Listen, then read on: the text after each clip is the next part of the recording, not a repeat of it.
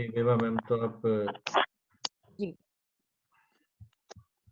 तो जैसा कि सर ने बताया, मैं एग्रीकल्चर फील्ड से ही बिलोंग करती हूँ और अभी भी मतलब उसी में पढ़ाई भी कर रही हूँ, काम भी कर रही हूँ, एज इन पढ़ाई इन द सेंस कि मेरी पीएचडी अभी चल रही है एग्रीकल्चर सेक्टर में ही, और एग्रीकल्चर डिपार्टमेंट में मैं काम भी करती हूँ। तो एग्रीकल्चर जो एरिया है ये इतना इम्पोर्टेंट है, इम्पोर्टेंट भी है एंड वास्ट है, ह्यूज है। इसमें जो पॉसिबिलिटीज है वो कभी खत्म नहीं होगी, कभी खत्म नहीं होगी। जैसे मेडिकल लाइन हो गया, कभी खत्म नहीं होने वाला है, वैसे एग्रीकल्चर फील्ड है कि इसमें कभी संभावनाएं खत्म नहीं होनी है। इंसान चाहे जितना भी, जितनी बड़ी गाड़ी में घूम ले, कपड़े अच्छे पहन ले, खाना तो खाना ही है उसको, है ना। तो शुरू करते हैं।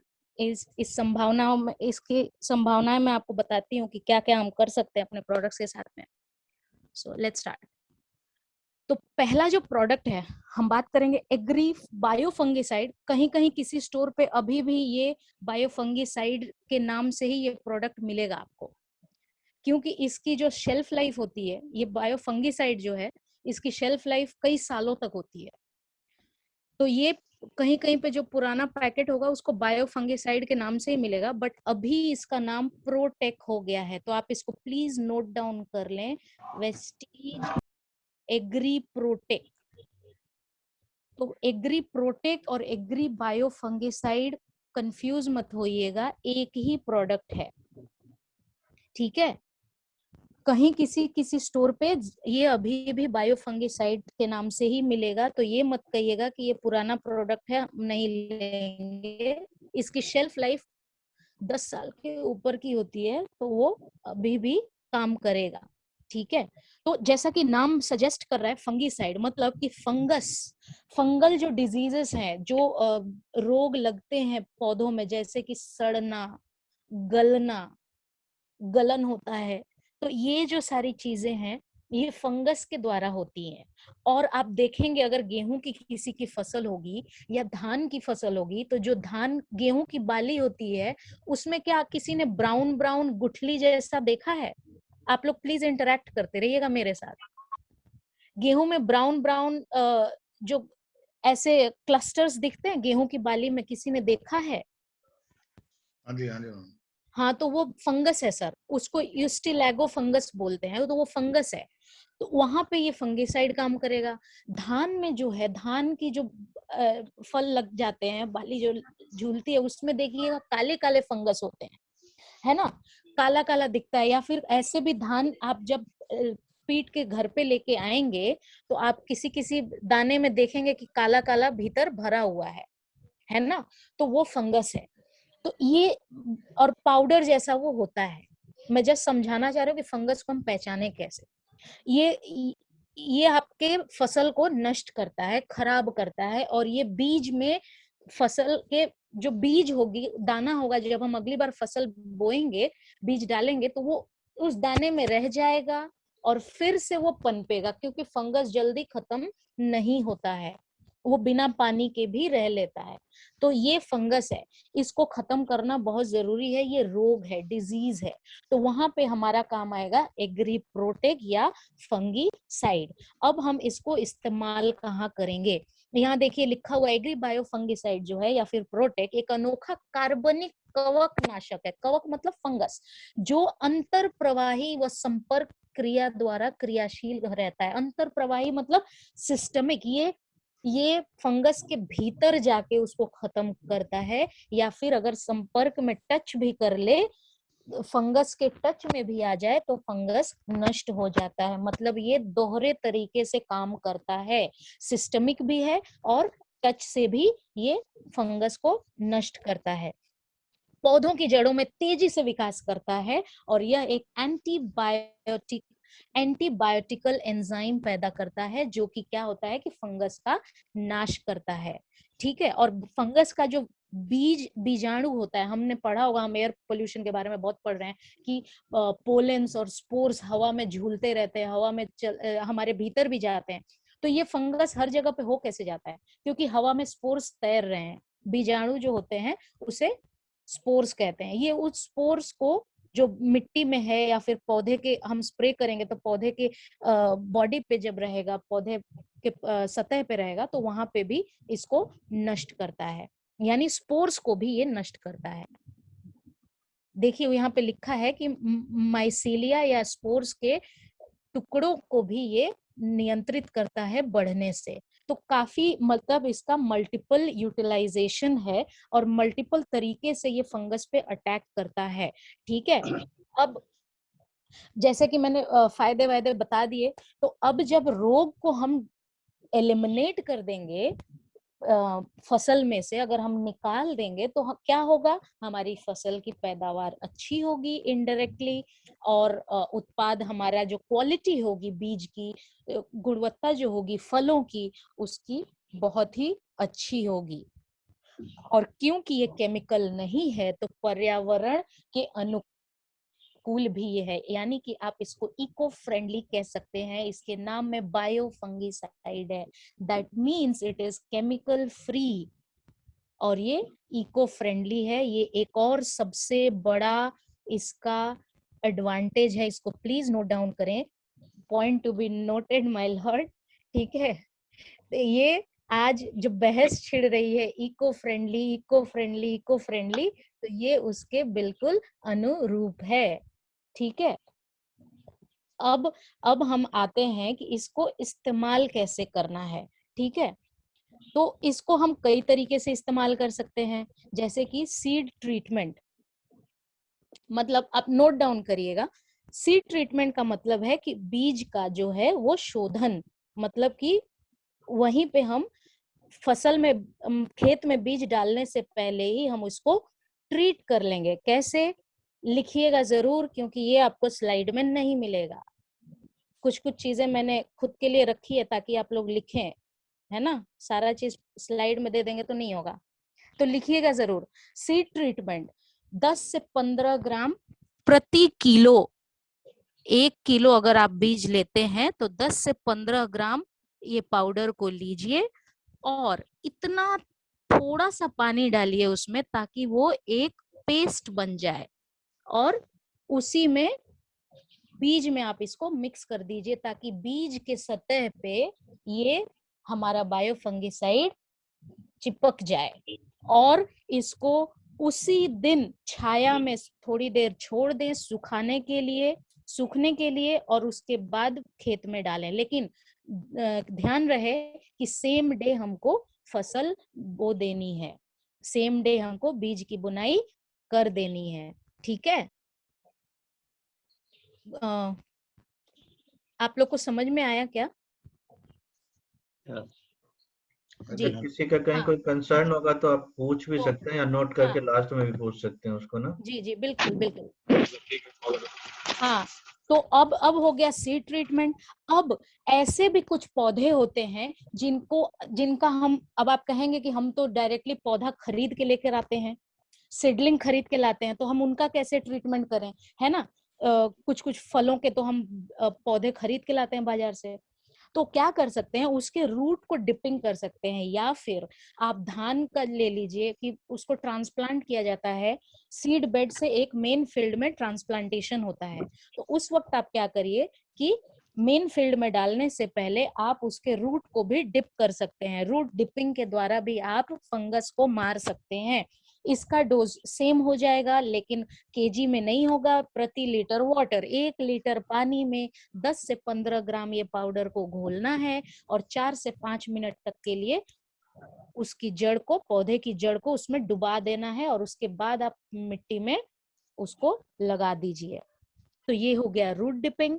नेक्स्ट है फोलियर स्प्रे। फोलियर का मतलब है कि पत्तियों पे स्प्रे, मतलब आपकी फसल खड़ी है उस पे स्प्रे कैसे करना है, 15 से 20 ग्राम पर 15 लीटर, मतलब 1 ड्रम पानी में 15 से 20 लीटर, 15 से 20 ग्राम आप ये पाउडर मिला दीजिए और स्प्रे कर दीजिए। ठीक है, तो अब आ जाइए ये अब तक अनाज के फसलों की मैं बात कर रही थी। अदर क्रॉप्स में जैसे कि बड़े थोड़े फल हैं सब्जियों के अलावा, तो आप उसमें 30 से 40 ग्राम पर 15 लीटर पानी में आप डाल के स्प्रे कर दीजिए, ठीक है। बड़े फल से क्या मतलब हुआ मैम आपका? मतलब सर अभी तक मैं ना जैसे अनाज फ्रूट्स के वगैरह? अलावा, हाँ fruits fruits? Other than vegetables सब्जियों के अलावा, ठीक है। सब्जियों के अलावा अगर आपको जैसे दलहन तिलहन ये सब है तो उसमें आप 30 से 40 ग्राम, क्योंकि उसमें फंगस बहुत ज्यादा लगते हैं, ठीक है सर। देखिए यहाँ पे स्लाइड पे लिखा हुआ भी है। और सॉइल ट्रीटमेंट कर सकते हैं आप, अगर आपको सीड बेड बनाना है, मिट्टी की उपचार करनी है, सॉइल को ट्रीट करना है। कभी कभी क्या होता है कि फसल के भीतर ही, मतलब मिट्टी के भीतर ही वो फंगस रह जाता है, और जब उसको हम सींचते हैं, पानी डालते हैं, तो वो पनप उठता है ना। तो हम क्यों ना मिट्टी में भी मार दें। देखिए हम कई तरीके से अटैक कर रहे हैं दुश्मन पे। फंगस को और बैक्टीरिया को हराना इतना इजी नहीं है। आप सीड में भी उसको मार रहे हैं, आप पौधे के स्टेज पे भी मारना चाह रहे हैं, जब फसल खड़ी हो जा रही है तब भी स्प्रे करना है। और एक और तरीका है कि हम मिट्टी का भी उपचार कर लें। पकी हुई गोबर के साथ इसको क्या करें, 100 किलो अगर हम पकी हुई गोबर या फिर फार्म यार्ड मैन्योर लेते हैं, तो उसके साथ 2 किलो ये बायोफंगिसाइड आप मिला दें, ठीक है। तो ये हो गया 1 एकड़ के लिए, मैंने आपको हिसाब दे दिया। 100 किलो लगता है गोबर की खाद जो है 100 किलो लगती है 1 एकड़ की जमीन के लिए। तो उसमें आप 2 किलो बायोफंगिसाइड आप मिला दें। अभी आप अपनी जो भी जमीन है उसके लिए आप कैलकुलेट कर लीजिएगा, जितनी भी जमीन है ना, ठीक है। तो अब उसमें कुछ प्रिकॉशंस ये हैं कि अर्ली मॉर्निंग या तो स्प्रे करें या तो शाम में। क्यों? क्योंकि सूरज की रोशनी में तपती धूप में ये जो आपका दवाई है बायोफंगिसाइड, ये काम नहीं करेगा। क्यों काम नहीं करेगा? क्योंकि तपती हुई धूप में सब कोई निकलना नहीं चाहता है, न कीड़े निकलते हैं बाहर, न फंगस बाहर दिखेगा आपको, ठीक है। तो ये अर्ली मॉर्निंग करना है या फिर इवनिंग में ही करना है। और जब मैंने सीड ट्रीटमेंट कहा तो आप उसको छाया में जरूर सुखाएं बीज को, और सेम डे बुनाई करें। ये शायद मैंने बोला भी है, ये प्रिकॉशंस आप ध्यान में रखें और इस प्रोडक्ट का इस्तेमाल करें। और ये काफी इम्पोर्टेंट एक प्रोडक्ट है, इसलिए मैंने इतना टाइम लगाया इस पे, क्योंकि फंगल डिजीज से बहुत बहुत बहुत ज्यादा फसल बर्बाद होती है। मैं आपको एक एग्जांपल दे दूं, आयरलैंड का सबसे मेन इम्पोर्टेंट जो मतलब खेती है वो है पोटैटो की, आलू की। एक साल ऐसा हुआ, रिंग रॉट होता है, आप पोटैटो कभी कभी आलू को काटेंगे तो देखेंगे भीतर की तरफ काला एक रिंग दिखता है, देखा है किसी ने? काला रिंग दिखता है, मतलब गोल गोल हिसाब से काला रहता है, उसको कहते हैं रिंग रॉट ऑफ पोटैटो। और पूरा आयरलैंड आलू पे ही जीता है, वहां की स्टेपल फूड जो है वो आलू होता था। एक साल क्या हुआ, रिंग रॉट, ये फंगल डिजीज इतना फैला महामारी के जैसे कि सारी आलू की फसल बर्बाद हो गई। आप लोग पढ़ सकते हैं, इसको पुष्टि कर सकते हैं। और उस साल आयरलैंड पूरे देश में, मतलब सर क्या कहते हैं उसको, जब खाने की कमी हो जाती है, मैं वर्ड नहीं पा रही हूँ, हाँ, भूखमरी हो गई थी। वहां का मेन खाना जो है वो आलू होता है, लेकिन रिंग रॉट डिजीज के वजह से पूरे देश में भूखमरी हो गई थी, खाने की कमी हो गई थी। तो ये इतना इम्पोर्टेंट है, फंगल डिजीज को आप इग्नोर ना करें। कोई भी फसल हो, फल हो, फूल हो, सब्जी हो, anything, use this product, it is very important. Move करते हैं दूसरे प्रोडक्ट पे। अभी आलू का फसल बोने का भी टाइम भी है ऑलमोस्ट, बहुत सारे लोगों ने लगा लिया होगा, जी बहुत सर, सारे लोग लगा। रिंग रॉट जो है वो अगर आपके फसल में घुस गया एक बार आलू में ना, तो वो लेके बीत जाएगा, बैठ जाएगा पूरा फसल। मैं कह रही हूँ ना, इस डिजीज के वजह से आयरलैंड में भूखमरी हो गई थी। ये इतना इम्पोर्टेंट मतलब ये एक एस्पेक्ट है एग्रीकल्चर में। नेक्स्ट एग्रीमॉस, नेक्स्ट प्रोडक्ट है एग्रीमॉस। ये जो प्रोडक्ट है ये भी इम्पोर्टेंट है। कैसे? हमने डिजीज को निकाल दिया, रोग निकाल दिया, लेकिन निरोग सिर्फ रहने से तो नहीं होगा ना, काया को स्वस्थ भी होनी चाहिए। निरोग आप रख लिए खुद को, लेकिन स्वास्थ्य हेल्दी भी तो बनाना होगा। तो पौधा जब हेल्दी होगा तो रिप्रोडक्शन अच्छा होगा, अब रिप्रोडक्शन अच्छा होगा तो फिर आपकी मतलब जो उत्पाद है वो अच्छी होगी, क्वालिटी अच्छी होगी। तो ये ओवरऑल जो विकास है, ओवरऑल डेवलपमेंट है, सर्वांगीण विकास जो करता है पौधे का, ये एग्रीमॉस करता है। ये क्या करता है कि पौधे की फर्टिलिटी यानी रिप्रोडक्टिविटी को बढ़ाता है। और ध्यान दीजिएगा मेरी अगली बात पे कि ये फूलों को झड़ने से भी रोकता है। ये सबसे बड़ी समस्या है जो कि किसान फेस करता है। जब आपके फसल में फूल ही नहीं लगेंगे, झड़ जाएंगे, तो फल कहाँ से लगेंगे, है ना? तो एग्रीमॉस क्या करता है कि ये फूलों को झड़ने से रोकता है, और अगर फूल रुके हुए हैं, फल झड़ जा रहे हैं, तो फलों को भी झड़ने से रोकता है, गिरने से रोकता है। अब तीसरा पॉइंट देखिए, यह फूलों को गिरने से रोकता है और अधिक से अधिक फूलों से फल बनाने में सहायक है, जिससे कि उत्पादन में वृद्धि होगी। और क्योंकि ये पौधे के विगर यानी कि उसमें तेजी लाता है पौधे के डेवलपमेंट में, तो इससे क्या होता है कि आपके जो क्वालिटी होगी वो बहुत ही अच्छी होगी। ठीक है? तो ये ओवरऑल डेवलपमेंट के लिए, पौधे के ओवरऑल हेल्थ के लिए ये बहुत अच्छा है।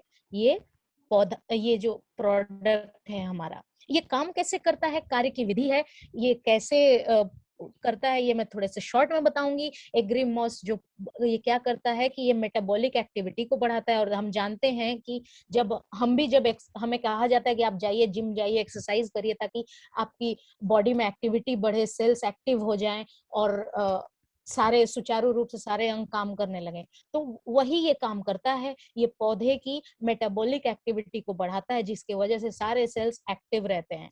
और जब सेल्स एक्टिव होंगे, अपना काम अच्छे से करेंगे, तो पौधे को हेल्दी होना ही है।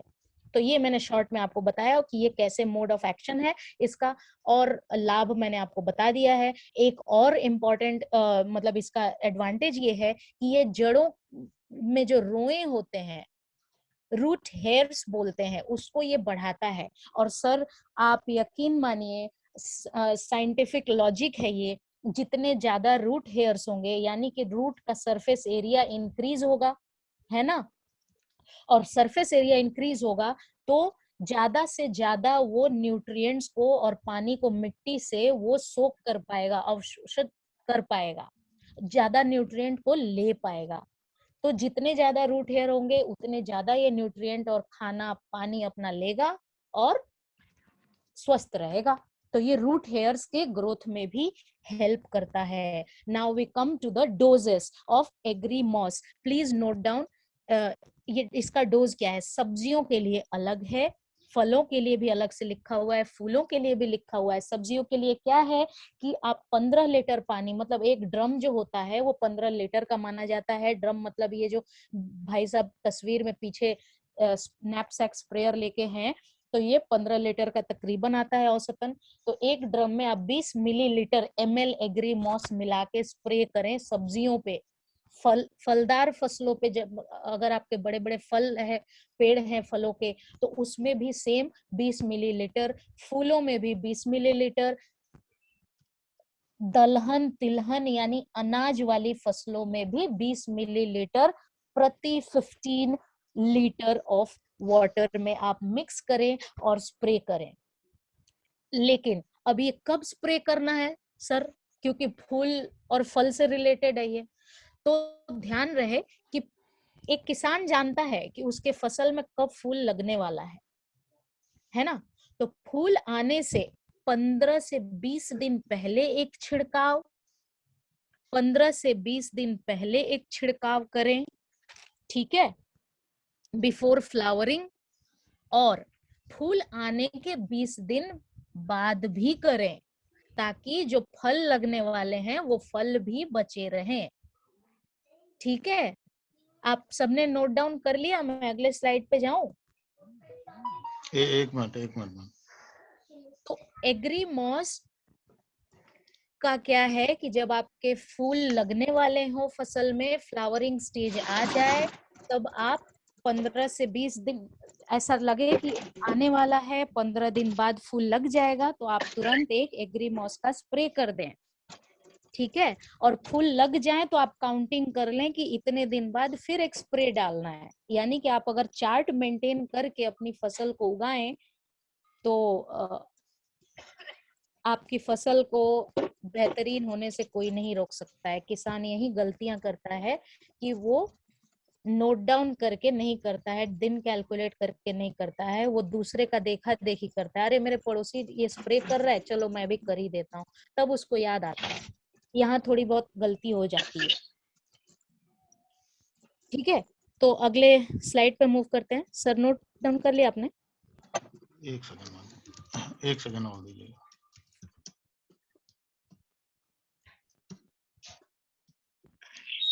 तो इसमें ज्यादा मतलब कॉम्प्लिकेसी नहीं है। हर 15 लीटर पानी में आप 20 ml एग्रीमॉस लगा दें, चाहे कोई भी फसल हो।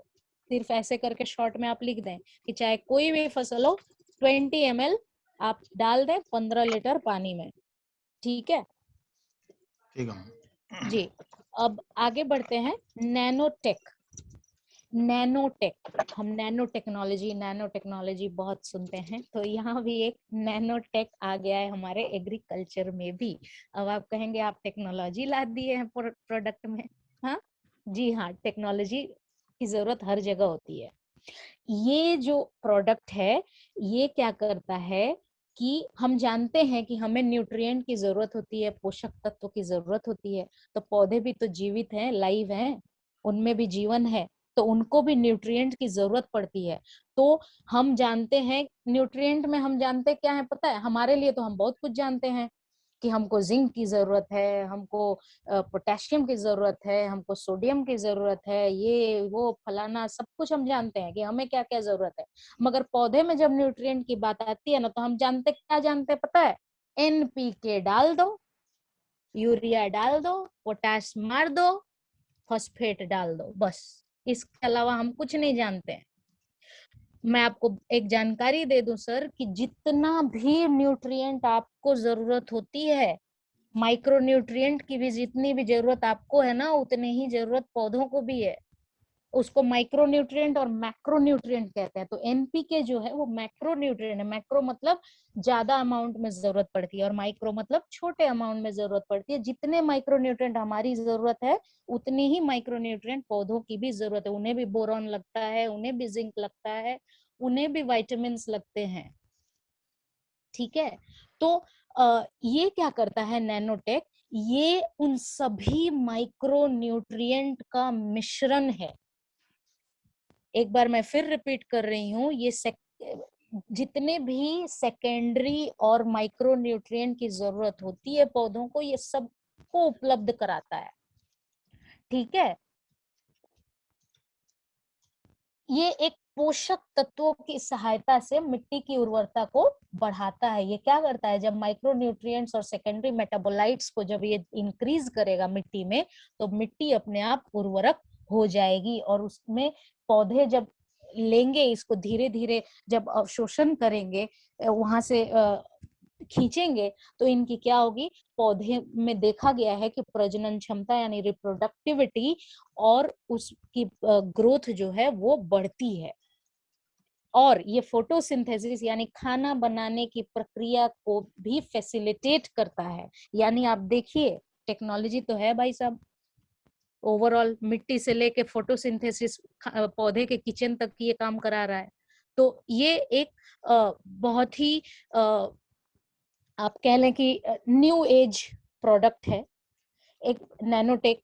ये पोषक तत्वों के उपयोग की दक्षता, मतलब पौधा कैसे यूटिलाइज करेगा उन माइक्रो न्यूट्रिएंट्स को, कैसे यूटिलाइज करेगा, उसको ये मतलब उस क्षमता को बढ़ाता है पौधे की।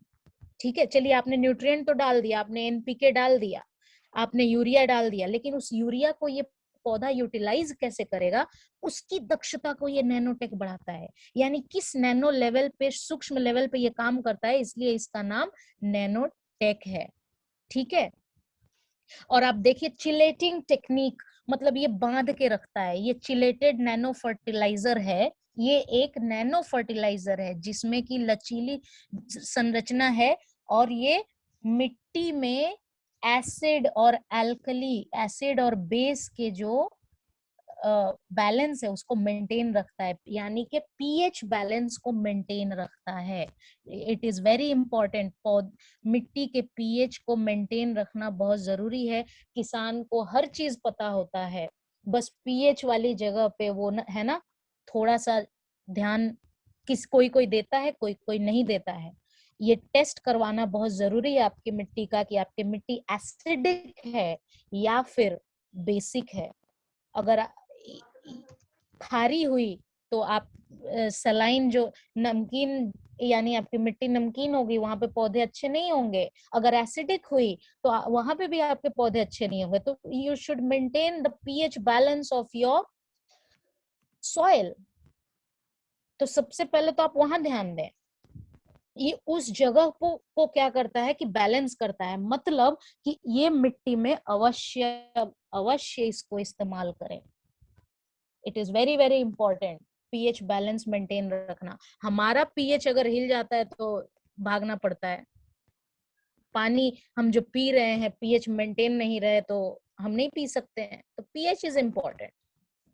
नाउ ये पत्ती की सतह का विस्तार करता है। अगर पत्ती की सतह का विस्तार होगा तो हम जानते हैं कि फोटोसिंथेसिस पत्तियों में ही होता है ना। तो फोटोसिंथेसिस की क्षमता बढ़ रही है, जैसे मैंने कहा था। तो ये मोड ऑफ एक्शन में ये है कि पत्तियों की सतह बढ़ाता है, जिससे कि फोटोसिंथेसिस बढ़ता है। एंड ये एग्री नैनोटेक परागकण एवं फूलों के विकास में हेल्प करता है। अगर पोलन ग्रेन्स अच्छे हुए तो फर्टिलाइजेशन अच्छा होगा, और फर्टिलाइजेशन अच्छा हुआ तो फल जो है वो हेल्दी लगेंगे। और आप देखिए कि ये पौधे को हेल्प करता है। आपने एनपीके डाल दिया, आपने सारे खाद डाल दिए, लेकिन पौधे ये अगर एग्री नैनोटेक आपने मिट्टी में डाला है तो सभी मिनरल्स, खनिजों को ये क्या करेगा, 2 से 3 गुना ज्यादा अवशोषित करने की क्षमता बढ़ जाएगी इसमें। नाइट्रोजन, फास्फोरस, पोटेशियम, कैल्शियम, ये 2 से 3 गुना ज्यादा अवशोषित करेगा। तो इसमें क्या है कि आयनिक बैलेंस पौधे का अच्छा रहेगा। ये अगेन ये इको फ्रेंडली प्रोडक्ट है। एग्री नैनोटेक प्रदूषण मुक्त है। ये आपका एनवायरनमेंट फ्रेंडली है, इको फ्रेंडली है। ये नैनोटेक क्या करता है, विटामिन एंड हार्मोन की उत्पादकता में हेल्प करता है। और ये जो आपकी उत्पाद है, जो आपका जो बीज बना मिला, जो आपका फल मिला, जो आपकी सब्जियां मिली, उसकी शेल्फ लाइफ को बढ़ाता है। यानी कि फसल तो अच्छी करता ही है sir, but this is very important point, last वाला पॉइंट जो है, ये आपके फलन का भी जीवन काल को सुधारता है, ये शेल्फ लाइफ को बढ़ाता है। ठीक है, so it is very important product. अब आप इसके डोजेस लिख लें फटाफट। डोजेस क्या होंगे कि सब्जियों के लिए फिर से वही 1 ड्रम पानी में, यानी 15 लीटर पानी में 15 से 20 ग्राम सब्जियों के लिए। ये अलग अलग डोजेस हैं यहाँ पे। फलों के लिए यहाँ पे 10 से 15 लिखा है, आप प्लीज इसको अभी बढ़ा दें, 30 to 40 ग्राम कर दें। मैं जो बोल रही हूँ आप वो लिखें। फलों के लिए वेजिटेबल्स वाला एक बार फिर से बताइए। वेजिटेबल वाला सर 15 से 20 ग्राम पर 15 लीटर पानी में।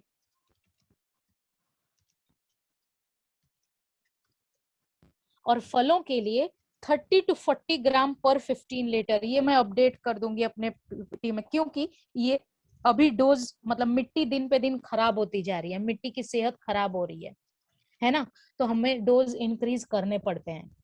तो 30 से 40 ग्राम कर लें इसको फलों के लिए, फलदार फसलों के लिए। फूलों के लिए वही रहेगा 10 से 15 ग्राम, ठीक है। और दलहन तिलहन के लिए 30 से 40 ग्राम, मतलब हम फलों में थोड़ा बढ़ा देंगे, 30 से 40 ग्राम कर देंगे, ठीक है ना।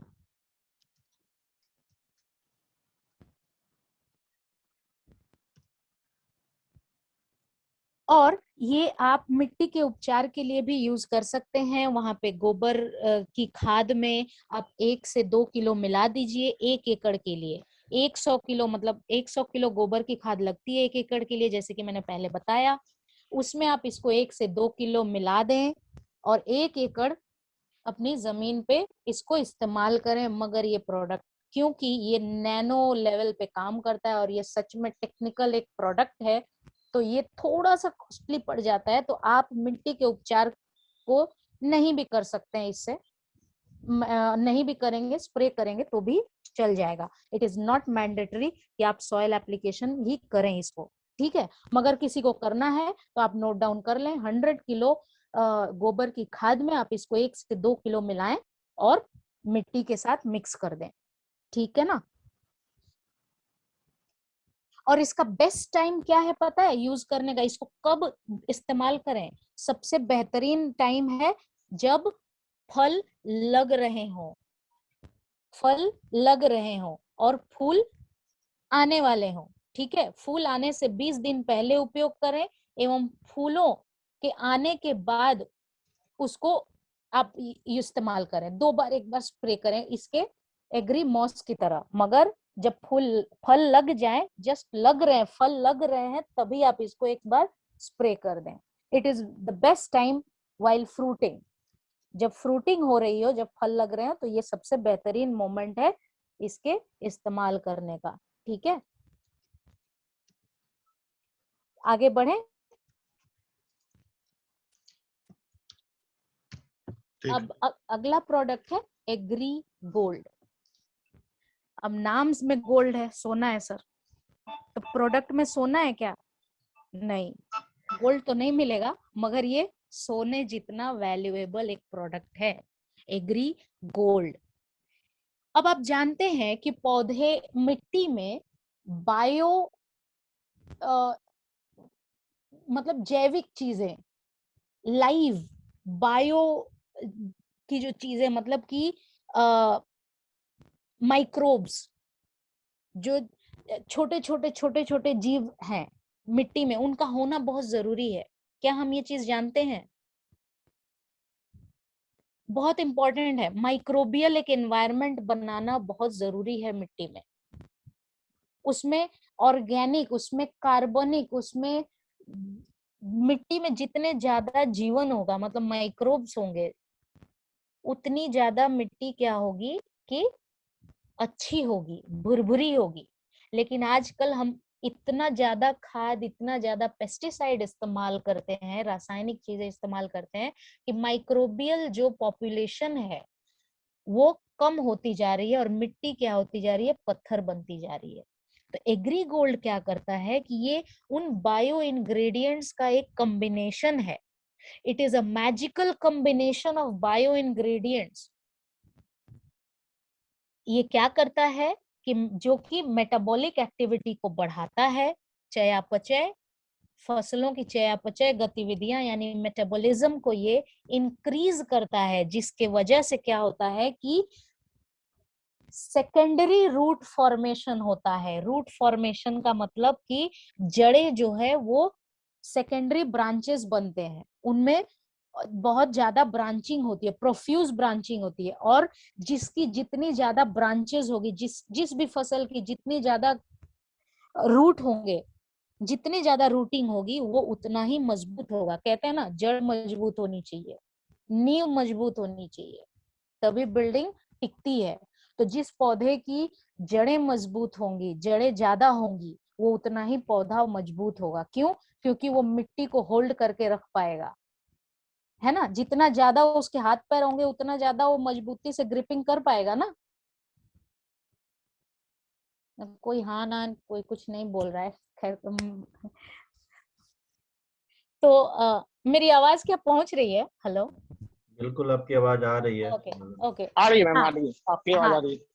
जो मैं कह रही थी कि किसी भी पौधे की जितने ज्यादा रूट्स होंगे, जितनी ज्यादा ब्रांचिंग होगी रूट में, उतनी ज्यादा मजबूती से वो उसकी पकड़ होगी सॉइल में, है ना। तो ये यानी कि वो जितना पकड़ रखेगा उतना ज्यादा मजबूत होगा वो पौधा, और अगेन आपकी गुणवत्ता, आपके प्रोडक्ट की गुणवत्ता बढ़ती जाएगी, उत्पाद की गुणवत्ता बढ़ेगी। तो ये क्या करता है, रूट एंड शूट ग्रोथ को प्रमोट करता है। देखिए आप यहाँ पे लिखा है प्राइमरी, सेकेंडरी और टर्शियरी रूट को भी ये इंक्रीज करता है। अब ये डैमेज को कम करता है। पौधे में डैमेज, जो क्लाइमेटिक कंडीशंस जो बदलते हैं, जो इतनी ज्यादा जलवायु चेंज हो रही है, आज धूप है कल बारिश हो गई, कल धूप के बाद, बारिश के बाद तुरंत धूप हो गई, ये जो एडवर्स क्लाइमेट है इसका भी इफेक्ट पौधों पे पड़ता है। इसको भी स्ट्रेस कहते हैं। हम स्ट्रेस लेते हैं ना, पौधों को भी स्ट्रेस मिलता है। Temperature stress, climatic stress, heat stress, बहुत स्ट्रेस सहते हैं ये पौधे। तो उन स्ट्रेस में उनको भी क्या है कि शक्ति चाहिए बचने से, उनका डैमेज होता है। तो उस डैमेज, उन स्ट्रेस कंडीशन में होने वाले डैमेज से एग्री गोल्ड बचाता है। तो हुआ ना ये सोने जैसा प्रोडक्ट। तो ये क्या करता है कि डैमेज से बचाता है, एडवर्स क्लाइमेटिक से कंडीशन से बचाता है, रूट ग्रोथ प्रमोट करता है, शूट ग्रोथ प्रमोट करता है, मेटाबॉलिक एक्टिविटी को बढ़ाता है, और पत्तियों में जो स्टोमेटा होता है, जहां से पानी निकालता है पौधा, जो है वो अधिक अपने एक्स्ट्रा पानी को निकालता है, एक्सक्रीशन करता है, जहां से वो कार्बन डाइऑक्साइड निकालता है, वो स्टोमेटा के बंद होने की और खुलने की क्रिया को उत्तेजित करता है, जिसके वजह से रेस्पिरेशन भी बढ़ता है और ये इसको रेगुलेट करता है। कभी कभी क्या होता है कि स्टोमेटा टाइमली बंद नहीं होता है, वो खुला ही रह जाता है, तो क्या होता है कि अधिक से अधिक पानी निकल जाता है, नियंत्रण से ज्यादा, जरूरत से ज्यादा पौधे से पानी का लॉस हो जाता है। तो उसको जब ये बंद होने की प्रक्रिया को वो रेगुलेट करता है, करने में हेल्प करेगा, तो क्या होगा कि जल की हानि नहीं होगी और पौधे में विल्टिंग नहीं आएगी। कभी कभी देखिएगा कि जिस दिन आप पानी डालना भूल जाते हैं अपने पौधों में, उसकी पत्तियां जो है वो नीचे की तरफ लटक जाती हैं। देखा है ना आप लोगों ने, उसे विल्टिंग कहते हैं या फिर ड्रूपिंग कहते हैं। तो वो ज्यादा जल हानि होने की वजह से होता है। तो ये स्टोमेटा को बंद होने में रेगुलेट करता है।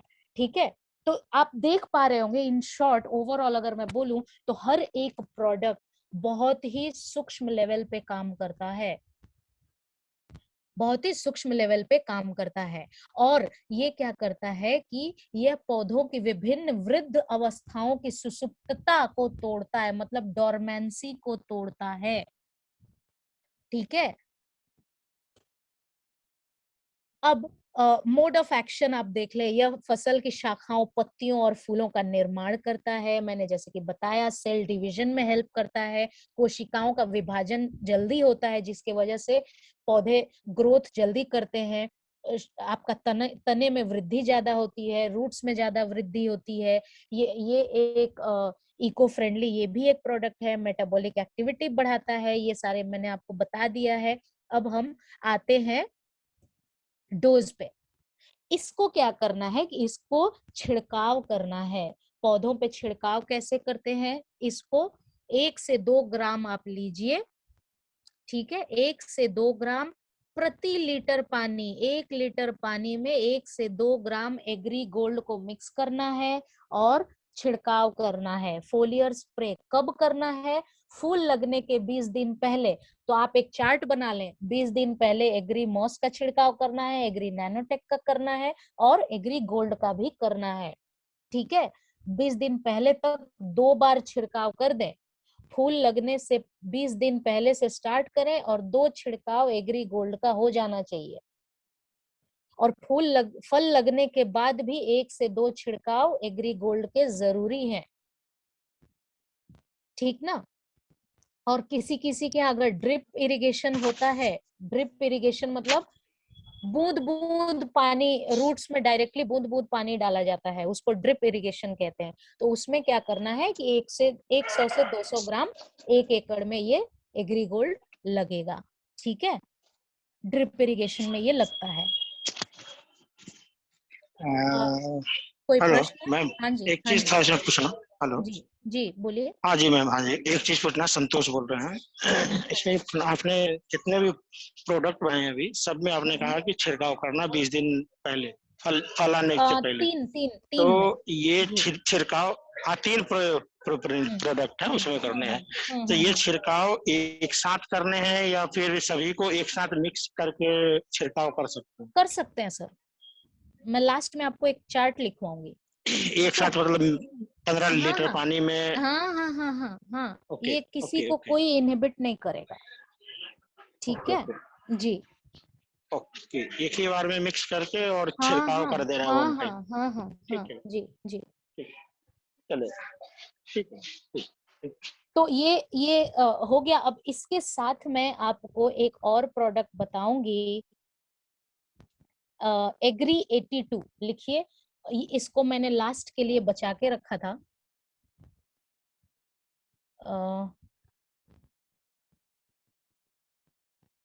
मैं 1 मिनट दूसरी स्लाइड निकालती हूँ। इस प्रोडक्ट को मैंने जानबूझ के लास्ट के लिए बचा के रखा था, क्योंकि ये सबका जो है बॉस है ये प्रोडक्ट।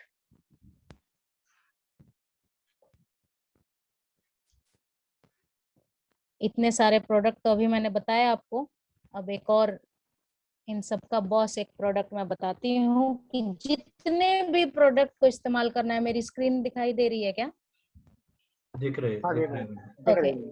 तो जितने भी प्रोडक्ट्स मैंने बताए, जो भी आप इस्तेमाल करें उसके साथ एग्री 82 को जरूर टैग करें। क्यों? ये जो है ये इसके इस पे मैं बाद में आती हूँ कि कैसे किसान रासायनिक इस्तेमाल करके लॉस में जा रहे हैं, इसके बारे में थोड़ा सा हम बात करेंगे। एग्री के बारे में पहले हम बात कर लेते हैं। ये जो जितने भी मैंने प्रोडक्ट बताए ना, उसका इस्तेमाल जब आप करेंगे, पानी में डालेंगे, छिड़काव करेंगे, तो उस पानी में आप एग्री 82 को अगर डाल देंगे तो क्या फायदा होगा पता है? आपकी जो लागत है वो 20% तक कम हो जाएगी। यानी कि आप NPK, आप जो भी खाद डाल रहे हैं, अगर उसके साथ आप एग्री 82 मिलाएं तो 20% तक आपकी लागत कम हो जाएगी। अगर आप कोई पेस्टिसाइड इस्तेमाल कर रहे हैं, कोई कीटनाशक इस्तेमाल कर रहे हैं, स्प्रे करना चाह रहे हैं, तो उसके साथ एग्री 82 मिला देंगे तो आपका जो है वो 10 से 20% लागत को कम कर देता है, यानी क्वांटिटी को ये कम कर देता है।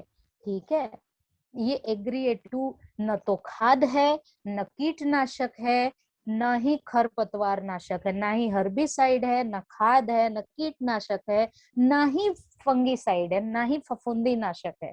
अब आप कहेंगे तो मैडम ये है क्या? जब कुछ है ये नहीं है तो हम डालें क्यों, है ना?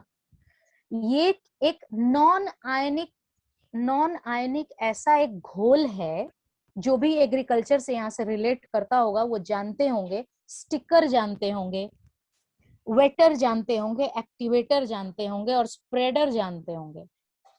जरूर ये चीज जानते होंगे कोई ना कोई जो कि एग्रीकल्चर से रिलेटेड है। तो ये नॉन आयनिक एक घोल है जिसमें कि 82% तक एक्टिव तत्व है, इसीलिए इस प्रोडक्ट का नाम 82 है, एग्री 82। 82% तक इसमें एक्टिव जो तत्व हैं वो एक्टिवेट करते हैं। जिसके साथ भी आप मिलाएंगे, जिस प्रोडक्ट के साथ भी आप मिलाएंगे, उसकी कार्य क्षमता को ये बढ़ाते हैं। तो आप लोगों ने साइंस में कैटलिस्ट सुना है ना, केमिस्ट्री में कैटलिस्ट। कैटलिस्ट का रिएक्शन में बहुत ज्यादा रोल नहीं होता है, वो खुद कुछ नहीं करता है, वो बस रिएक्शन को बढ़ाता है, एक्सिलरेट कर देता है या तो कम कर देता है, उसका उतना ही काम होता है। उसी तरीके से एग्री 82 है। ये जब आप किसी प्रोडक्ट के साथ आप इस्तेमाल करेंगे तो उसकी कार्य क्षमता को ये बढ़ा देता है ना? तो उससे क्या होगा कि आपको रिजल्ट्स और ज्यादा बेहतर मिलेंगे। तो ये वेस्टीज 82 का उसका ये काम है। और उसके साथ साथ ये एक स्प्रेडर का काम करता है। स्प्रेडर इन द सेंस कि आप मान लीजिए कि कीटनाशक इस्तेमाल कर रहे हैं, एक कीड़े को मारना है, जो कैटरपिलर लगा हुआ है मान लीजिए, जो चबा जा रहा है आपकी फसल की पत्तियों को, अब उसको मारना है। तो उसकी दवाई जो है वो मैं पानी में मिलाऊंगी और उसके साथ में अगर एग्री 82 को मिला दूं और स्प्रे करेंगे तो ये क्या होगा, ये जो आप देख रहे हैं ना पत्ती पे, ये पिक्चर में आप देख रहे हैं पत्तियों पे बूंद बूंद सा बना हुआ है। जब हम स्प्रे करते हैं तो क्या ये ऐसा बनता है, बूंद बूंद हो जाता है? नहीं। हाँ, आप पत्तियों पे डालें सर पानी, जरूर आप स्प्रे करेंगे तो ये बूंद बूंद बनेगा ही बनेगा। आप एक बार करके देखिए, ये पानी पानी का सरफेस टेंशन की वजह से होता है, बूंद बनना ही है। एग्री 82 क्या करता है, इस सरफेस टेंशन को, पानी के सरफेस टेंशन को खत्म कर देता है, जिसकी वजह से आप जब स्प्रे करेंगे तो ये पानी को पूरे सतह में फैला देगा, ऊपर नीचे अपने आप ये फैल जाएगा। ठीक है। किसने नहीं कहा जो बूंद बन रहा है, मैंने जब क्वेश्चन किया? हमने। जी, तो संतोष जी मैं आपसे एक क्वेश्चन करती हूँ। आप एक ड्रॉप पानी कहीं पे डालिए, जी ठीक है, कहीं पे भी, जी और एक ड्रॉप केरोसिन डालिए, जी। कौन फैलेगा सर? केरोसिन। क्यों? क्योंकि उसका बहुत थिकनेस होता है, वो जल्दी किसी सतह पे बहुत तेजी से वो फैल जाता है। थिकनेस नहीं सर, पतला होता वो है। अब ठीक बात, है। सॉरी जी जी हाँ मैम। तो ये, हाँ, सरफेस टेंशन, इसको एक टर्मिनोलॉजी है, सरफेस टेंशन। पानी में जो है ना सरफेस टेंशन ज्यादा होता है, जिसके वजह से जी बूंद जो, वो सरफेस टेंशन फैलने से रोकता है, मॉलिक्यूल्स को बांध के रखता है। ठीक है। जी तो वो, अब मान लीजिए कि जब मैं स्प्रे करूंगी और वो बूंद बन के एक ही जगह रह जाएगा, मेरी दवाई एक ही जगह रह जाएगी, तो जी मेरी ज्यादा लागत लगेगी ना, जी मुझे ज्यादा स्प्रे करना पड़ेगा। जी और ये एग्री 82 क्या करता है कि उसकी सरफेस टेंशन को खत्म कर देता है, यानी वो जी केरोसिन के जैसे फैलने लगेगा। जी। तो तब क्या होगा सर, मुझे स्प्रे कम करना होगा, अच्छा। मेहनत कम लगेगी, मेरी जी। लागत कम कम लगेगी, लगेगी। है ना सर? मैं यही जी जी समझाना चाह रही थी। तो ये जो जी है स्प्रेडर का भी काम करता है। और एक्टिवेटर तो मैंने बता ही दिया कि आप जब उस दवाई के साथ इसका इस्तेमाल करेंगे, आप जब किसी भी प्रोडक्ट के साथ इसका इस्तेमाल करेंगे, तो उस दवाई की कार्य क्षमता, उसमें कुछ तो है, रसायन है ना, केमिकल है जो काम करेगा, तो उसको, जी। उसकी कार्य क्षमता को ये बढ़ा देगा। बढ़ा देगा। जी, तो ये एक्टिवेटर ठीक का है मैम। काम करता है। और जी मिट्टी में मॉइस्चर को रिटेन करने की क्षमता को भी बढ़ाता है। हम नॉर्थ इंडिया की तरफ हम इस समस्या से जूझते हैं, हमारे किसान भाई ज्यादातर, और जहाँ पे थोड़ा सूखा होता है, आप जी वेस्टर्न पार्ट में भी कह लीजिए, जहाँ पानी की बहुत ज्यादा किल्लत होती है, तो और हीट बहुत ज्यादा होता है, हम इरिगेशन करते हैं, सिंचाई करते हैं, और 2 दिन बाद फिर फसल, मिट्टी वहीं की वहीं सूख जाती है, फट जाती जी है ना? जी जी तो जी ये जो एग्री 82 अगर आप उस सिंचाई के पानी में मिक्स करके सींच दें, तो एग्री 82 क्या करता है कि उस मिट्टी में कम से कम 1 हफ्ते तक, या फिर कहीं कहीं पे 10 दिन तक भी मिट्टी में पानी को रिटेन करने की क्षमता को बढ़ाता है। और ये ऐसा पाया गया है। और जी इसके जीवंत एग्जाम्पल हमारे सामने अजीत सर हैं, उनको मैंने कहा था इस्तेमाल करने के लिए घर में अपने पौधे में, तो उन्होंने मुझे जी फीडबैक में बताया था कि मैम सच में पानी रिटेन ये करता है। जी ठीक है। तो आपके जी सामने आप लास्ट में इनसे फीडबैक ले सकते हैं। तो ये जी क्या करता है कि 7 से 10 दिन एक्स्ट्रा आपको मिल जाता है, जब नमी को बनाए रखता है, वो ऊपर, वो मिट्टी में नीचे चला नहीं जाता है, नीचे नहीं जी चला जाता है। ठीक है। जी जी हाँ, और ये अगेन ये आपके मिट्टी का पीएच बैलेंस को मेंटेन रखता है, ठीक है। और ये एक होमोजीनियस मिक्सचर बनाने में हेल्प करता है। अगर आप लोग खेती से रिलेटेड हैं तो आप देखेंगे कि जब नीम तेल का इस्तेमाल करना होता है, कहते हैं ना नीम ऑयल का इस्तेमाल करिए, जो ऑयल बेस्ड प्रोडक्ट है उसके साथ हम या तो डिटर्जेंट का इस्तेमाल करते हैं या फिर जी एक अलग प्रोडक्ट आता है जो कि तेल को घोलने में हेल्प करता है। नहीं तो क्या होता है, जी तेल तो पानी के ऊपर तैरने लगता है, जी। तो तेल को घोलने के लिए एक प्रोडक्ट आपको खरीदना पड़ता है। हम्म। या फिर जी कोई कोई घर में ही डिटर्जेंट डालते हैं, तो जी डिटर्जेंट की मात्रा ज्यादा हो जाएगी तो आपका पौधा मर जाएगा। जी तो इसलिए किसान फॉर द सेफ वो क्या करते हैं कि एक और प्रोडक्ट खरीद के लाते हैं जो तेल को घोलने में हेल्प करेगा। जी आपको जाने की जरूरत नहीं है कहीं पे, ये इस एग्री 82 को डाल दीजिए, वो जी तेल जो है घुल जाएगा पानी में। जी तो कई सारे मैंने आपको उपयोग इस अकेले प्रोडक्ट का बता दिया, इसलिए मैंने इसको बचा के रखा था लास्ट तक के लिए। ठीक है जी जी जी। मैम। हाँ, तो अब इसके आप लोग डोजेस नोट कर लीजिए जी जी। तो इंसेक्टिसाइड, जब कीटनाशक के साथ आप इसका इस्तेमाल करेंगे, 15 लीटर पानी में 5 ml एग्री 82 डाल दें। ठीक है, 5 ml एग्री 82 15 लीटर पानी में डालें कीटनाशक के साथ। और अगर खरपतवार यानी घास को मारना है, हर्बिसाइड आप इस्तेमाल कर रहे हैं, तो 15 लीटर पानी में 15 ml एग्री 82 को मिलाएं। ये शायद इस स्लाइड में नहीं है, इसलिए मैं बहुत धीरे धीरे बोलूंगी डोजेस।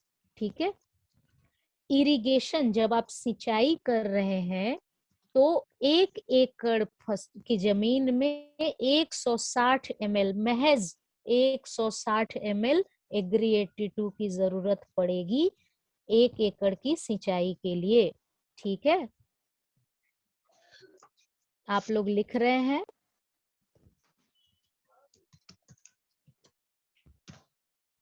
एक लास्ट लाइन क्या बोला था आपने? सर, इरिगेशन, सिंचाई अगर करनी है,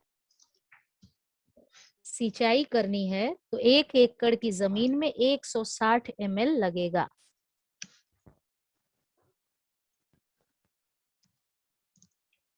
देखिए यहाँ पे लिखा हुआ है प्रत्येक 80 लीटर पानी में 160 ml।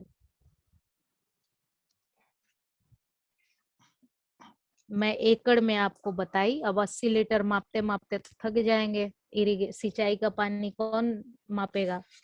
तो 1 एकड़ की जमीन में 160 ml लगता है। और खरपतवार नाशक में 15 लीटर पानी में 15 से 20 ml जरूरत पड़ती है एग्री 82 की। और इंसेक्टिसाइड, कीटनाशक के साथ में 15 लीटर पानी में 5 ml एग्री 82। मजे की बात यह है कि सारे प्रोडक्ट्स का जो डोज है वो बहुत कम है। ये बहुत अच्छी बात है कि आपको बहुत कम मात्रा में इस्तेमाल करना पड़ रहा है, लागत कम पड़ रही है। अब खाद में आप फर्टिलाइजर अगर डाल रहे हैं, यानी कि डीएपी, यूरिया जो हम इस्तेमाल करते हैं, डीएपी यूरिया डालते हैं ना अपने खेतों में, डालते हैं कि नहीं? यूरिया और डीएपी इस्तेमाल होता है, डाई अमोनियम फॉस्फेट जी। तो उसके साथ में प्रत्येक 50 किलो की खाद में आपको 100 ml डालना है बिना पानी के। आप पानी का इस्तेमाल ना करें, क्योंकि ये खाद जो है पाउडर होती है तो दानेदार होती है। तो उसमें बस आप 100 ml 50 किलो खाद लें और 100 ml डाल के बस मिक्स कर दें, और उसके बाद से आप उसको छींट दें खेत में। वो क्या करेगा, आपकी खाद की क्षमता, कार्य क्षमता को बढ़ा देगा, एक्टिव कर देगा, और फर्टिलाइजर डोज भी कम लगेगा। मतलब 20% तक कम होता जाएगा लागत आपका। तो ये 50 किलो की जगह पे क्या मैं 40 किलो बताती यूज हूँ कि करना है कैसे। फिर? नहीं, आप पहले शुरू में 50 करिए। ये देखिए लागत में कमी कैसे लाता है, ये स्लाइड को आप देखिए, खाद की मात्रा को कैसे धीरे धीरे कम करता है। पहले तो आप 50 किलो पहले साल इस्तेमाल कर रहे हैं, मान लीजिए 50 किलो की जगह पे आप 35 ही कर सकते हैं अगर आप एग्री 82 डाल रहे हैं तो। बट मैं कहूंगी कि फॉर द सेफ साइड आप 50 से ही स्टार्ट करिए, क्योंकि मिट्टी की हालत उतनी अच्छी नहीं है ओवरऑल। मैं पूरे इंडिया की बात करूं तो मैं पहले ही आपको चढ़ाना नहीं चाहती हूँ, पता चला चढ़ा दिए और उसके बाद आप कहेंगे कि मैडम खराब हो गया मेरा फसल।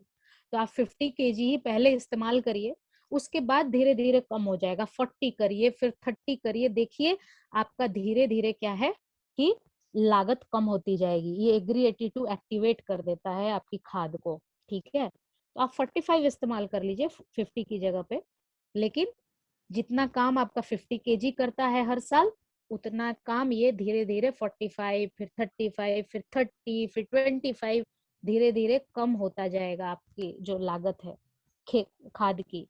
सर ये एडवांटेज है ना संतोष सर? बिल्कुल। जबकि जबकि हाँ जी मैम, किसान हाँ जबकि जी। किसान का कहना क्या है पता है? मैं बहुत जगह ट्रेनिंग्स में जाती हूँ, किसानों को जी ट्रेनिंग देती हूँ फील्ड में।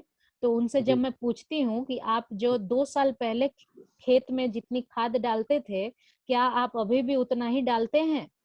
तो वो कहते हैं मैडम उतना ही नहीं, अब दुगना डालते हैं, और जी फिर मैम भी फसल में फलन नहीं होता है अच्छा। जी हर साल जो है मिट्टी में खाद ज्यादा डालनी पड़ती है। क्यों? क्योंकि हम हर साल मिट्टी को बर्बाद कर रहे हैं। तो हमको मिट्टी को स्वस्थ रखना है सर। तो ये जो जी सारे प्रोडक्ट मैंने ये पहले हर जगह की बताए समस्या है। जी, तो अब वहां पे मैं आपको एक सुझाव ऐसा दे रही हूँ कि आपका ग्राफ नीचे आ रहा है ना?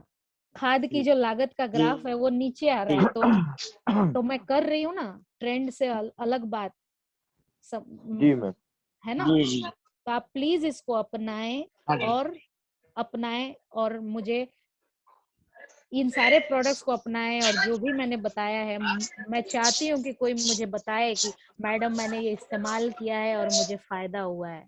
हम करेंगे ही नहीं तो हमें कौन बताने आएगा? तो ये सारे जो प्रोडक्ट्स थे, उसके साथ मैं आपको एक और बताती हूँ लास्ट में। सर मेरे पास 5 मिनट है क्या? और 5 से 10 मिनट? जी मैम जी ma'am okay, thank you so much. तो एक और प्रोडक्ट मैं आप लोगों को बताना चाहूंगी।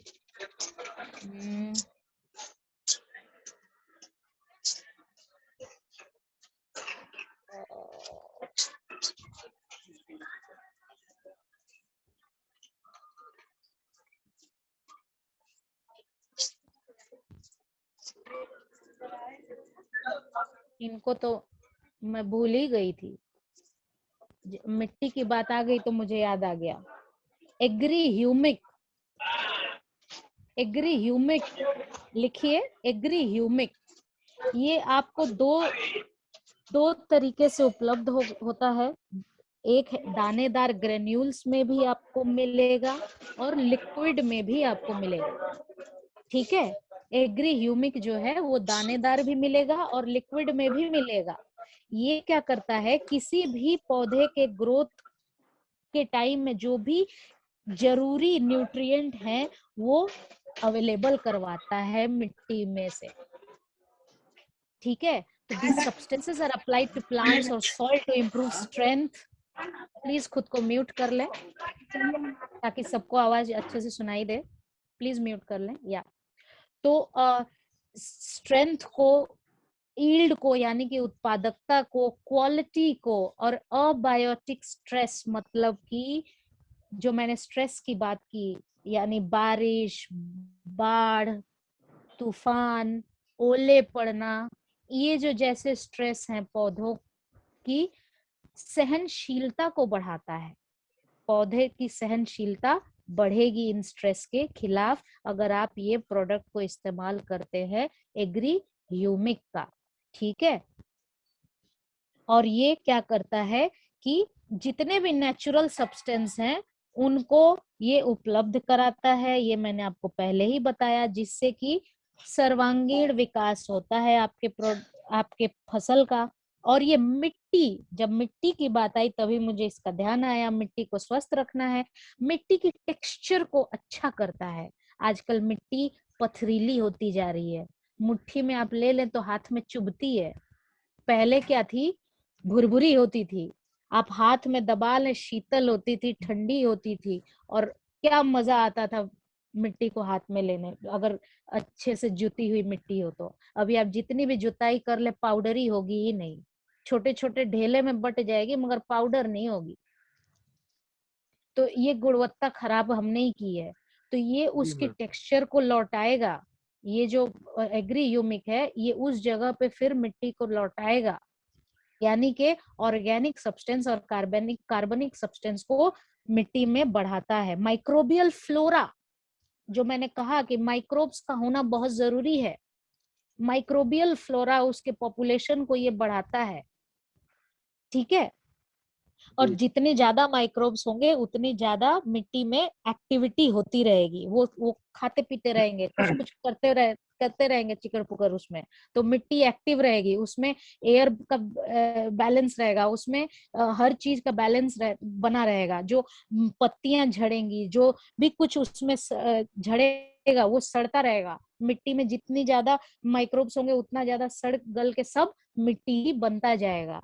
तो नेचुरली मिट्टी अच्छी होगी, उसकी उर्वरक क्षमता बढ़ेगी, टेक्सचर अच्छा होगा, मिट्टी नरम होगी और पौधे तो अच्छे होंगे ही। और ये क्या करता है कि आपके फ्रूट को, आपके फल को, आपके अनाज को, उसकी क्वालिटी अच्छी करता है, और साइज जो कि इम्पोर्टेंट है उसके साइज को भी बढ़ाता है, उसको अच्छा करता है, ठीक है।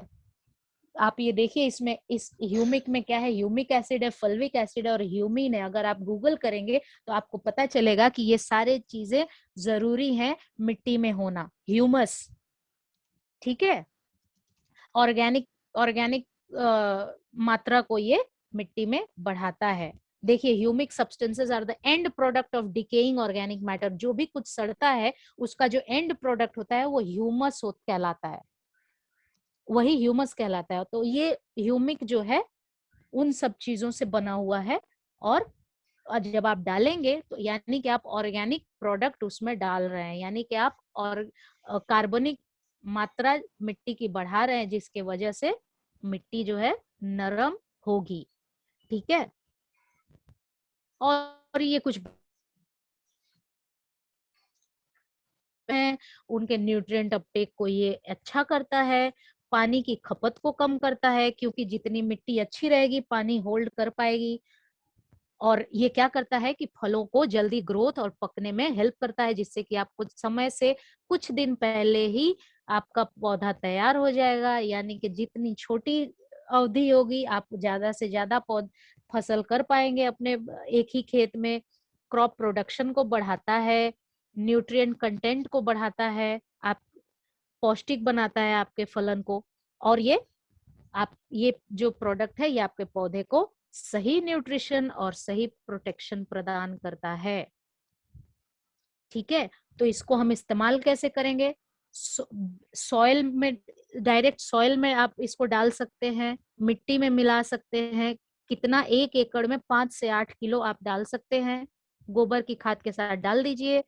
अगर आप इसको स्प्रे कर रहे हैं, फसल के ऊपर स्प्रे कर रहे हैं, तो 2 से 4 ml प्रति लीटर पानी में इसका इस्तेमाल करना है। ये कैसे बनता है ये सब लिखा हुआ है, मैं इतना कुछ डिटेलिंग में नहीं जाऊंगी। ये देखिए ये कुछ रिसर्च किए हुए हैं कि कंट्रोल, ये बिना ह्यूमिक डाले हुए पत्ती का आप ये देखिए ग्रोथ देखिए, बायो ऐसे किया गया है।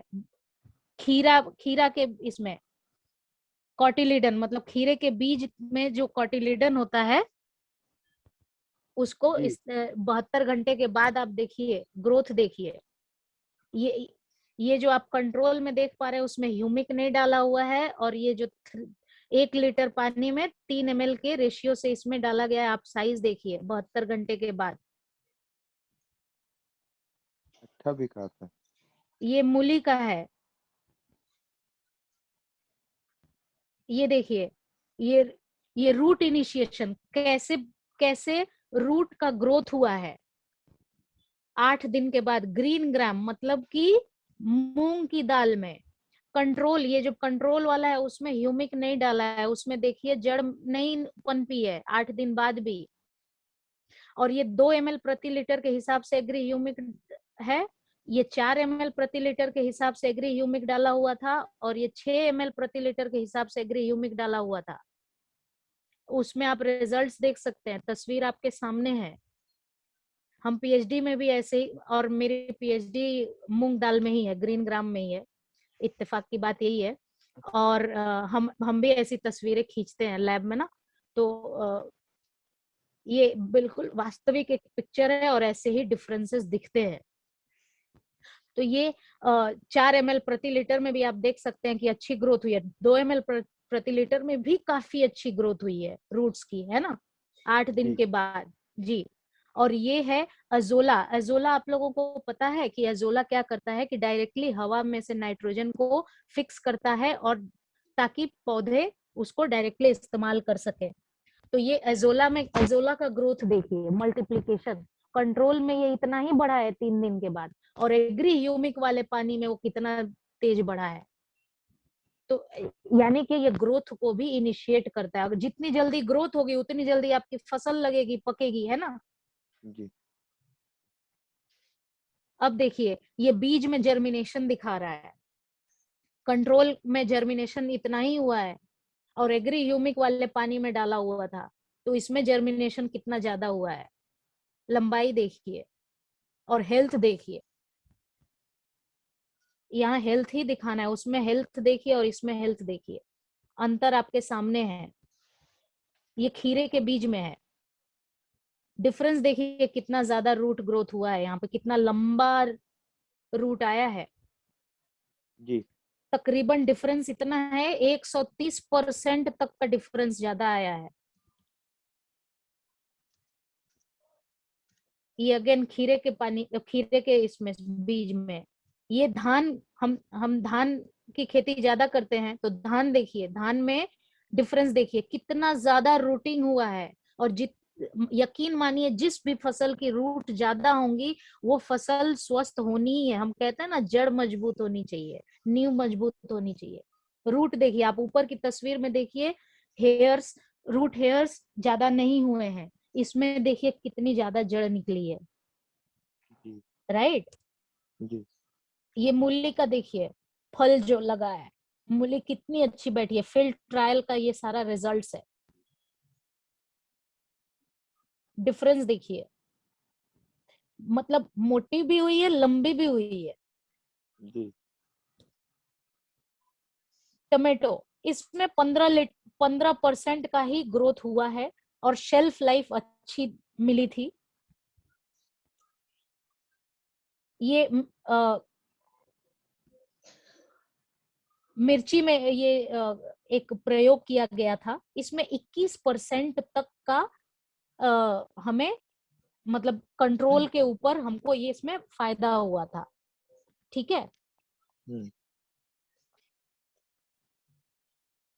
ये पौधा सीडलिंग बनाया गया था, कंट्रोल में आप देखिए कि कितना कम हुआ है, एग्री ह्यूमिक वाले सेक्शन में कितना ज्यादा बीज ग्रो किया है। वाटर रिटेंशन कैपेसिटी, ये जो है एक साइड में वाटर रिटेंशन, मतलब ये नॉर्मल सॉइल है, सॉइल प्लस वाटर डाला हुआ है। देखिए सबसे ज्यादा पानी बीकर में गिरा है, 65 ml तक गिर गया है पानी, है ना। और सॉइल में एग्री ह्यूमिक मिला दिए हैं पानी के जगह पे, तो क्या हुआ है कि 60 ml पानी ही नीचे गिरा है, यानी कि ये मिट्टी में पानी को बरकरार रखता है, रोक के रखता है। तो ये डोजेस हो गए। सीड ट्रीटमेंट आपको करना है, अगर बीज को आप शोधन करना चाहते हैं इससे लेकर, तो 5 से 10 ml लगेगा, लिक्विड यानी कि इस्तेमाल होगा 1 kg सीड के साथ में, ठीक है। और रूट टिपिंग, अगर आप रूट को ट्रीट कर रहे हैं तो 2 से 4 ml प्रति लीटर पानी में।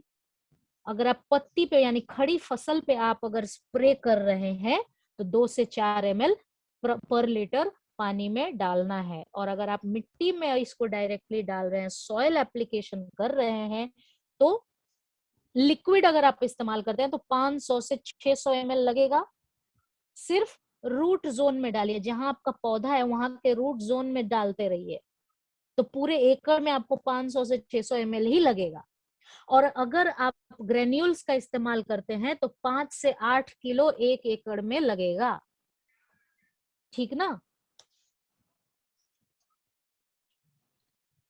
किन फसलों में आप लगा सकते हैं, देखिए बहुआयामी ये प्रोडक्ट्स हैं। अनाज में राइस, व्हीट, भुट्टा, मिलेट्स, पल्सेस में हर टाइप के दाल में आप इसका इस्तेमाल कर सकते हैं, हर टाइप के तिलहन में आप इस्तेमाल कर सकते हैं। फाइबरस क्रॉप यानी कॉटन, जूट की कोई खेती करता है उसमें भी आप इस्तेमाल करिए। सब्जी में भी बहुत सारी सब्जियां हैं जहाँ पे आप इस्तेमाल कर सकते हैं। आप शकरकंदी में, आप पोटैटो में, कोई चाय कॉफी का बगान है किसी का, या आपके जान पहचान में किसी का हो, तो आप उनको ये रेकमेंड करके आप अपने बिजनेस को बढ़ा सकते हैं। आप देखिए, खोजिए कि कौन कौन ऐसी खेती करता है। कोई फल, किसी के बड़े बड़े फल के बागान है, मैंगो, सिट्रस, कैश्यू, काजू, चीकू, गुआवा, अनार, जितने भी फल हैं। कोई मसालों की खेती करता है, आप उनको भी दीजिए। कोई अगर फूलों की खेती कर रहा है, फूलों का व्यवसाय है, उसके खेत हैं, गुलाब की हुई, लिली की हुई, गुलदाउदी हो गई, कोई अगर महंगे फूल जो कार्नेशन और जरबेरा का कर रहा है तो वहां पे भी आप इसको इस्तेमाल कर सकते हैं। जो भी जितने भी ग्रीन हाउस शेड नेट में जो भी क्रॉप्स होते हैं, यानी कैप्सिकम, स्ट्रॉबेरी, आप वहां पे भी इसका इस्तेमाल कर सकते हैं। तो आप जरूर किसी न किसी को जानते होंगे जो ये सारी ये फसल करते होंगे, इसमें से कुछ ना कुछ खेती करते होंगे। आप उनको ये सारी चीजें दिखाएं, बताएं।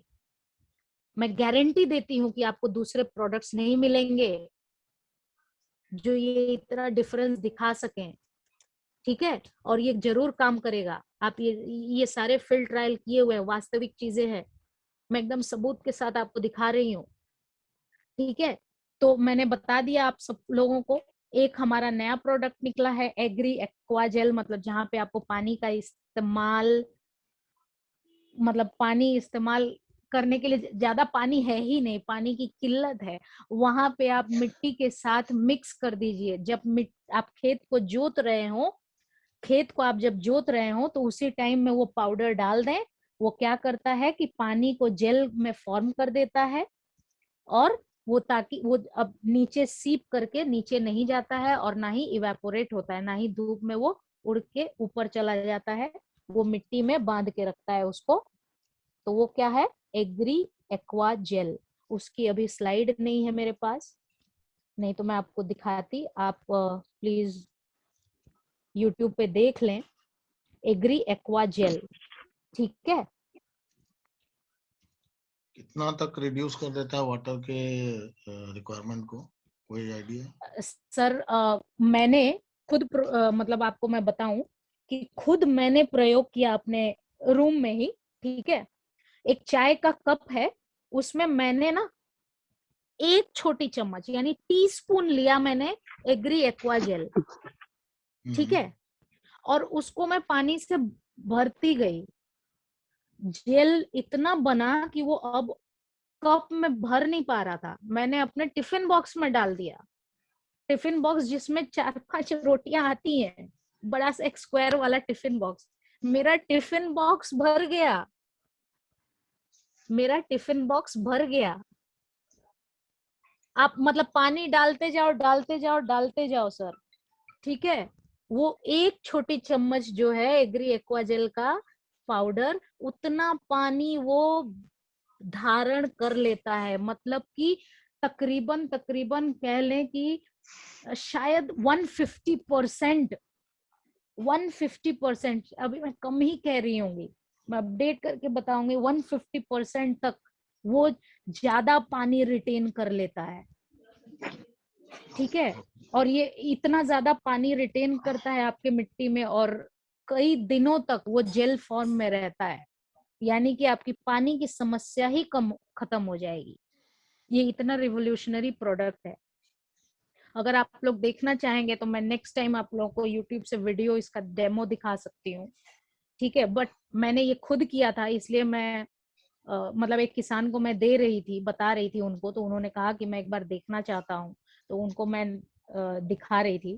तो खुद मैं हैरान थी। वो मेरा खुद भी फर्स्ट टाइम था, और उन किसान को इतना पसंद आया, उन्होंने मतलब 1 किलो का पैकेट लिया और खैर उसके बाद तो बारिश ही हो गई, तो अभी तक वो इस्तेमाल नहीं कर पाए, बट उनकी ऊंची एक जमीन है जहाँ पे पानी की थोड़ी कमी रहती है, तो वो वहां पे इस्तेमाल करने के लिए उन्होंने लिया है, और बहुत ही जल्द मुझे फीडबैक देंगे।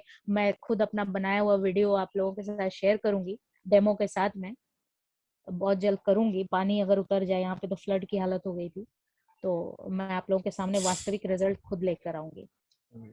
ठीक है, so thank you so much. मैं अपना स्क्रीन शेयर बंद करती हूँ, और किसी के कोई क्वेश्चंस हो तो हम ले सकते हैं, इफ अगर सर अलाउ करें तो। और इतने देर तक मुझे झेलने के लिए थैंक यू सो मच। बहुत बहुत बहुत धन्यवाद। नहीं, थैंक यू मैम, धन्यवाद। Thank you. और मैं रिकॉर्डिंग भी स्टॉप कर देता हूँ, बाकी अगर किसी का कोई क्वेश्चन है तो फिर